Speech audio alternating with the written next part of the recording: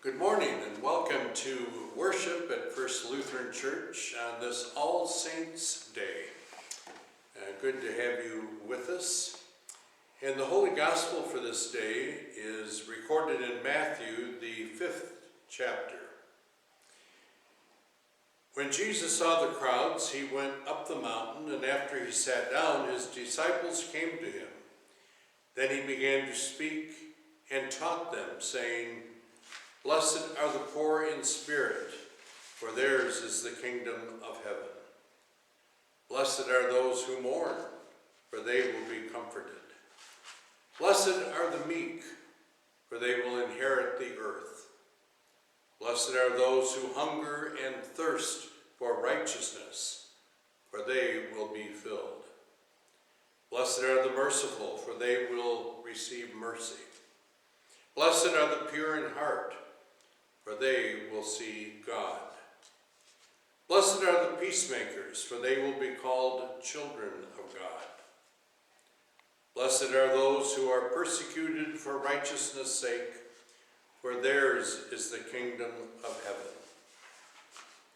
Blessed are you when people revile you and persecute you and utter all kinds of evil against you falsely on my account. Rejoice and be glad, for your reward is great in heaven. For in the same way they persecuted the prophets who were before you." The Gospel of the Lord. On this All Saints Day, and before I begin my message this morning, I want to remember those from our congregation that have passed into their heavenly reward during this year. Karen Weiss, Dee Franzen, Mary Lagerstam, and Frank Johnson.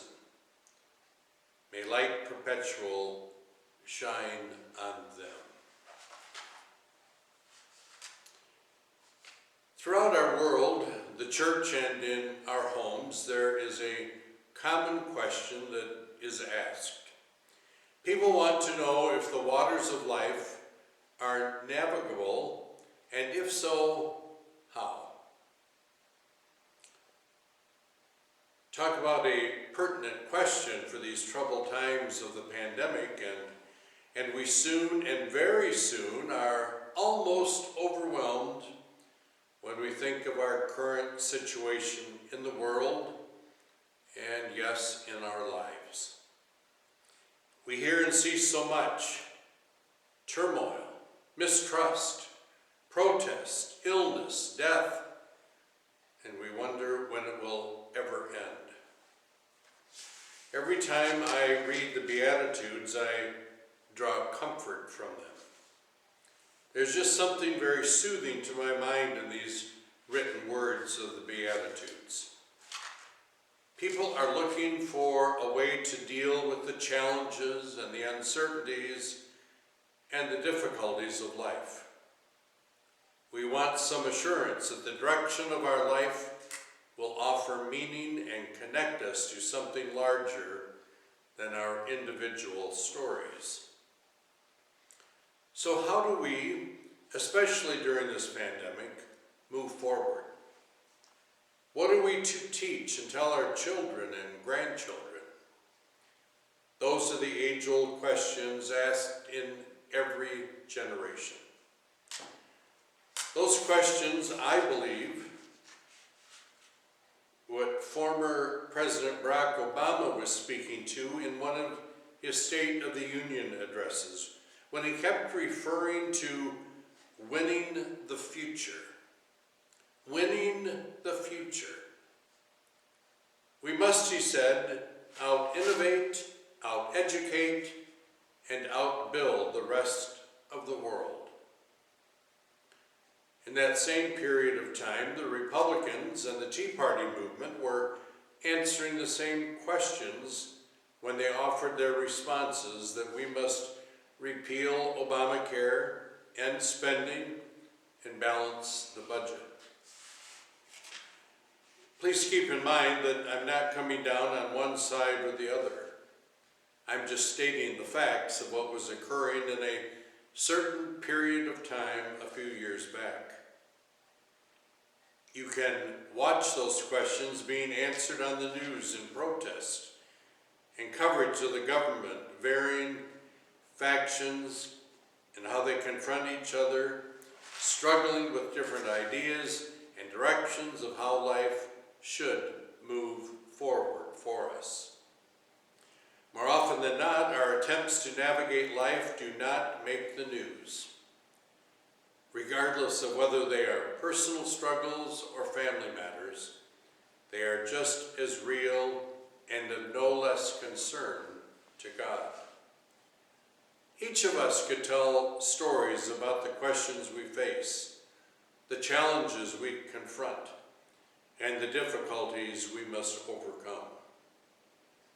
Sometimes we seem to succeed and other times we don't. Most of us have been taught to navigate the waters of life through power, strength, accomplishment, and acquisition. We work to be rich so we can have what we want. We seek power so we can take what we want. We argue to be right so we can have our way. We compete to win so we'll be respected and admired. We want to be beautiful so we'll be liked and desired. Any of that sound familiar? Ever tried those ways of getting through life? Those attitudes fill our headline news and magazine articles, tabloid pictures, television, and our own lives. They find their origin in the idea that we are to be self-made men and women, that we are to build up ourselves and make a life.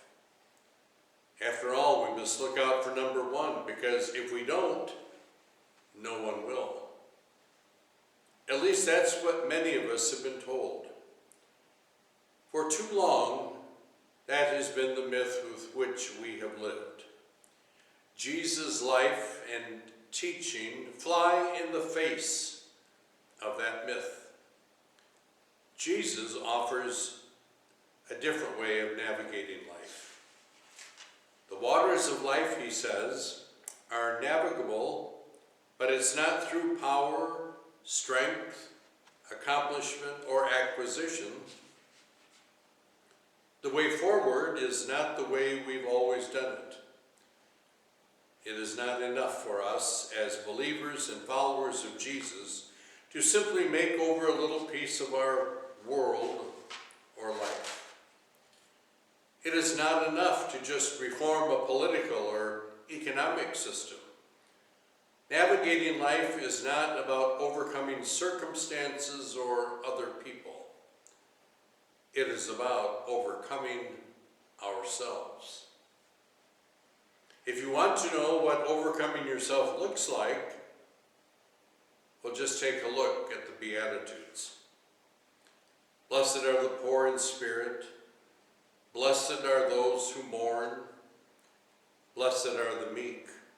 Blessed are those who hunger and thirst for righteousness. Blessed are the merciful. Blessed are the pure in heart. Blessed are the peacemakers.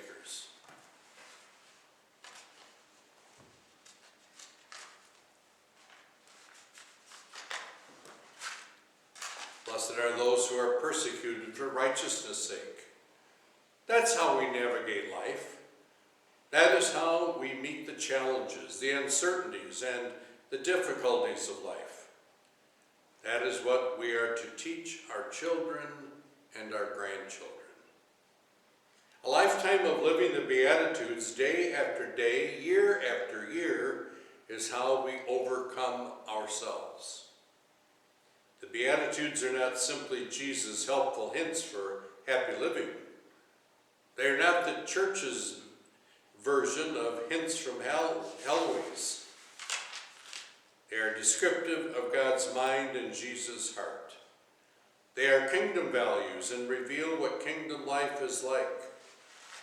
They shape and form our lives and longings to be like God's life and longings. That's a pretty different approach. Most of the time, we twist and distort God's life and longings to fit ours. That's why the Beatitudes are so radical and often seem so out of reach. As we hear Jesus' words and consider the Beatitudes, it's easy to look at ourselves and say, that is not me. That is not the world. That is not even the church. You're right. It's not. We tend to look at what we are not. God, however, focuses on what we can become, who we are called to be. In today's world, the Beatitudes sound a lot like weakness and foolishness. But that's what it has sounded like in every age. The Beatitudes, you see, are nothing less than the way of the cross. The fullest expression of a beatitudinal life is seen in Jesus' crucifixion. If we live the Beatitudes, they will take us to the cross. The Beatitudes are not so much about what we do, but how we do our being. They are less about actions and more about relationships. To live the Beatitudes is to live a life of reckless, exuberant self-abandonment to God and our neighbor. That's called love. We are able to love because we know and trust ourselves to have already been blessed by God. This is the way of Christ. It is how we move forward through this life. If we are to follow Christ, it must become our way. To God be the glory.